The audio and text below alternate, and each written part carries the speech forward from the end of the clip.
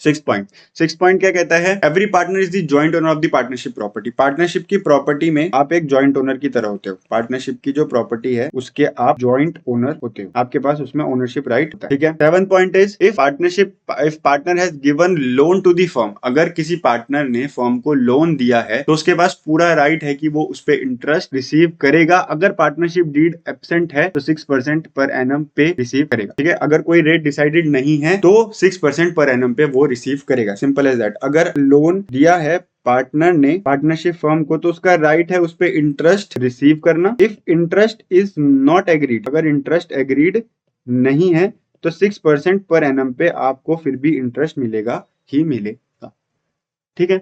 हो सकता है आप एग्री करके 4 करा लो, हो सकता है आप एग्री करके 3 करा लो, 2 करा लो, 5 करा लो, लेकिन अगर एग्री नहीं है तो 6 तो मिलेगा ही मिलेगा, goes without saying.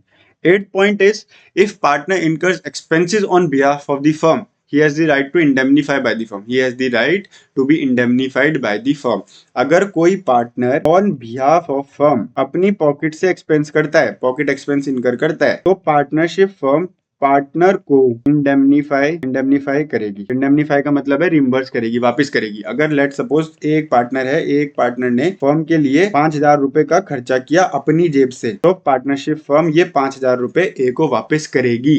ये उसका पूरा पूरा राइट होता है, ठीक है। और उसके बाद क्या है, लास्ट राइट है every partner has a right to retire from the firm after giving a proper notice. आप जब मर्जी चाहो तब अपनी पार्टनरशिप फर्म को छोड़कर जा सकते हो, लेकिन उसके लिए आपको एक प्रॉपर नोटिस देना पड़ेगा। ऐसे नहीं कि आप सुबह मॉर्निंग में उठे, आपने कहा कल से मुझे बिजनेस नहीं करना, लाओ मेरा पैसा वापस करो, मैं जा रहा हूँ। नहीं, दिस इज नॉट पॉसिबल। हाँ, आप जाइए, लेकिन अगर आपने डिसाइड कर लिया that you want to leave the firm, you should first give a notice to the partnership firm that I want to leave on this and this date. Kindly return my money back, kindly return my capital and all the profits that you have earned till date to me, and then I leave the firm. So you have the right to retire, but before giving proper notice.